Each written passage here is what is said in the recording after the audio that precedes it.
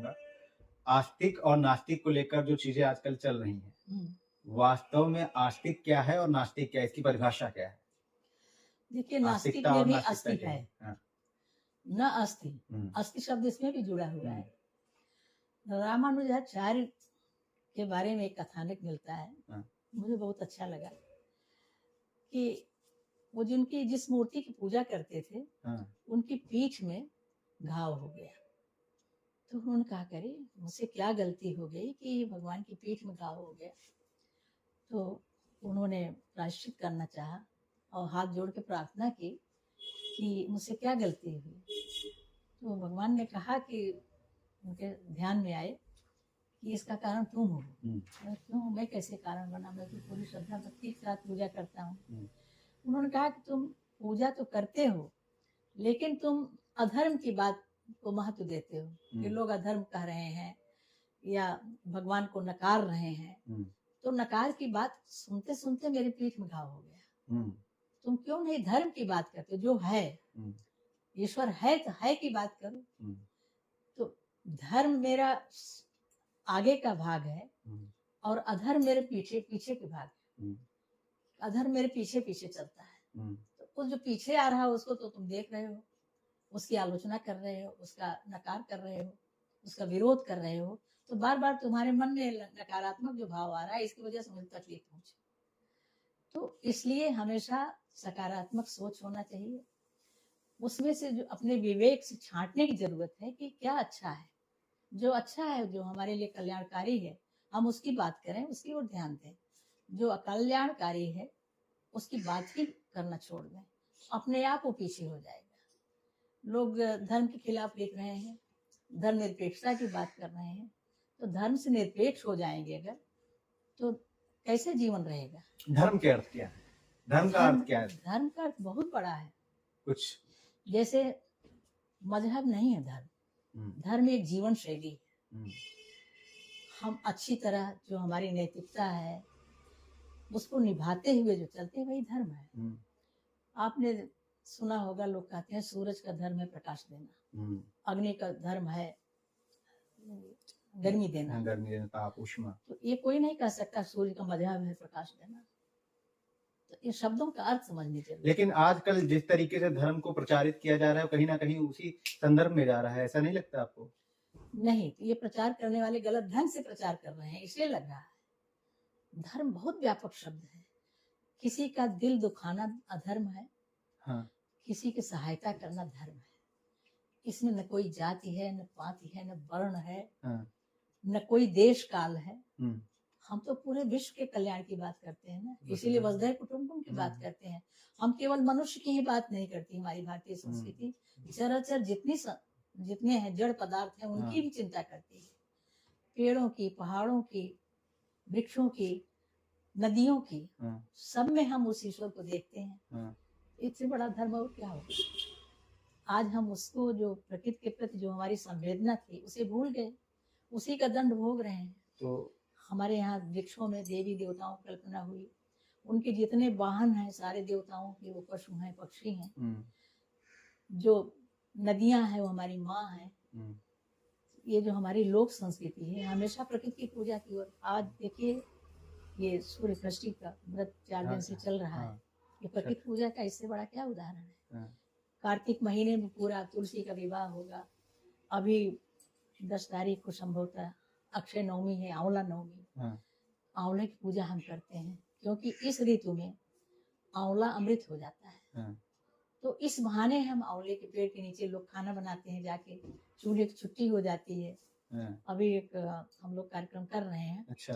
तो इसमें जाकर के आंवला उस दिन खाना जरूरी है। तो हम उनकी पूजा इसलिए करते हैं कि हम उनके उपकार को याद करते हैं कि आपका जो वरदान है, जो आपने खुले हाथों हमें दिया है, हम उसके प्रति आभार व्यक्त करते हैं और हमारी अगली पीढ़ी उनके वरदान को, उसकी देन को भूल न जाए, इस ओर हमारा ध्यान आकर्षित हो, इसलिए सारे पूजा पाठ मनाएंगे। जी। आजकल क्या हो रहा है कि धर्म को लेकर जिस तरीके से एक झंडा बुलंद करते हुए झंडा बरदार उसके अपने अपने तरीके से बता रहे हैं, वास्तविक स्वरूप को क्या धर्म को पहचान पा रहे हैं? नहीं पहचान पा रहे हैं। जो इस तरह अगर संकीर्ण बातें करते हैं तो वो नहीं पहचान पा रहे हैं। धर्म के अंतर्गत पूरी मानवता आती है, तो फिर हम धर्म के अंतर्गत फिर उन चीजों को क्यों छोड़ देते हैं जहां पर हमें जाना चाहिए? तो यही तो गलती है। इसके लिए विवेक की जरूरत है। और वो विवेक कैसे आता है? तुलसीदास की बात से आपने शुरू किया था कि बिन सत्संग विवेक न होई और राम कृपा बिन सुलभ न सोई। जब राम की कृपा होगी तभी वो विवेक आएगा और तभी सत्संग मिलेगा। वो सत्संग हमें मिल नहीं रहा है। हम जहाँ बैठ रहे हैं वहाँ अधर्म की चर्चा हो रही है, हमारे सुख सुविधाओं की चर्चा हो रही है अधिक। हम त्याग की बात भूल गए, राम की संस्कृति को भूल गए। हर युग में ईश्वर ने जो अवतार लिया वो अपने युग के अनुकूल लिया। त्रेता युग में उदारता की जरूरत थी, क्षमा की जरूरत थी, परिवार को जोड़ने का आदर्श प्रस्तुत हुआ। लेकिन द्वापर युग में जब भाइयों भाइयों में युद्ध हुआ, संपत्ति के लिए महाभारत हुआ, ऐसे समय कृष्ण का अवतार क्या संदेश देता है? इसीलिए उस समय छठम साठम समाचरित की जरूरत है। जो शठता कर रहे हैं, जो अधर्म का विस्तार कर रहे हैं, जो लोभ कर रहे हैं, उनका नाश होगा। पूरा गीता का उपदेश, पूरी भगवत गीता इसी पर केंद्रित है। तो धर्म जो है वो मनुष्य को चलना सिखाता है, मानवता सिखाता है, मनुष्य को मनुष्यता सिखाता है और मानव के अंदर एक भाईचारे की प्रवृत्ति जागृत करता है। और अपने स्वार्थ से बाहर जा करके परमार्थ की बात, परमार्थ और स्वार्थ दोनों में भी अंतर नहीं। जब स्व है, जब स्व पर बन जाता है तो वहाँ जो है वही मुक्ति है। कहा गया है कि अपने स्व का विस्तार करो। ये मेरा घर है, मेरी देह है, ये मेरा परिवार है, ये मेरा पति है, मेरा पुत्र है, पत्नी है। इस दायरे में बंधे हैं जब तक, तभी तक हमारे भीतर धन कमाने की और लोगों का हड़पने की ये सारी चेष्टाएं मन में जगती हैं, हम करते हैं।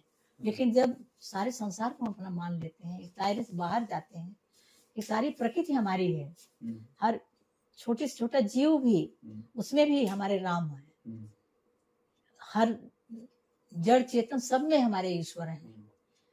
जड़ चेतन में सारा संसार है, तो वहाँ स्व कहाँ रह गया? वहाँ सब कुछ हमारा हो गया और सब में हम हो गए। इस बात को बताने की जरूरत है आज की नई पीढ़ी को कि ये जो भौतिक संस्कृति है उसका कोई लालसा का कोई अंत नहीं है। जब ये लालसाएं जब चुक जाती हैं, हमारे कवियों ने क्या लिखा है? गोधन गर्धन वारी धन और वतन धन, जब आवे संतोष धन सब धन धोर समान। तो ये जब संतोष धन आएगा, ये संतोष धन कैसे आएगा? धर्म सिखाता है कि संतोष क्या है, और ये विवेक से आता है। विवेक कौन सिखाता है? साहित्य, शास्त्र, हमारे पूजा पाठ के जो कर्मकांड है वो भी, हमारी जो लोक संस्कृति की जो व्रत पर त्योहार हैं उसमें जो कथाएं कही जाती हैं, उनमें जो पूजन पद्धतियां हैं, उनमें भी हम चौक बना करके क्यों छोड़ देते हैं? जो आटा है, चावल अक्षत क्यों गिराते हैं? इसलिए कि जो कीड़े मकोड़े हैं, पक्षियां हैं, उसको चुगेंगे। हमारा जो कुछ भी है उसमें उनका भी हिस्सा है, इसीलिए चौक पूर के छोड़ दिया जाता है, अक्षत जार दिया जाता है। मछली को भी आटा खिलाया जाता है। कुत्ते बिल्ली को कौरा दिए बिना लोग खाते नहीं, गाय को पहले खिलाते हैं। ये सब क्या है? हमने सब में उस परमात्मा को देखा है। तो जहाँ परमात्मा है वहाँ हम हैं, जहाँ हम हैं वहाँ परमात्मा है। ये बड़ी उदार दृष्टि हमारी भारतीय संस्कृति की रही है और इसको हमें स्मरण रखना होगा। हम अपने परंपरा से जुड़ना होगा, तभी ये ज्ञान होगा। जो परंपरा है वो केवल उसको लोग पिछड़ा हुआ मान करके छोड़ते जा रहे हैं। लेकिन परंपरा का अर्थ है कि अजय प्रसाद जी ने लिखा है कि एक पग उसका पीछे होता है, अगला पग आगे होता है। तो जब हम पीछे का पग रखते हैं तो अगला उठाते हैं तो हम प्रगति की ओर चलते हैं। और जो पिछड़ा है, पीछे वाला पग है, वो भी छोड़ने वाला नहीं है। उसकी ओर भी देखते रहने की जरूरत है कि हम क्या छोड़ के आए हैं, क्या था हमारे पास। उस धन को, उस विरासत को भी याद रखने की जरूरत है। सिंहावलोकन एक शब्द हमें बार बार, सिंह जब चलता है तो 2 कदम चलने के बाद पीछे मुड़कर देखता है। ये पीछे मुड़कर देखना है कि हम अपनी परंपरा को देखें। बड़ा अच्छा लगा है धर्म के विषय में इतनी बृहद बातें सुन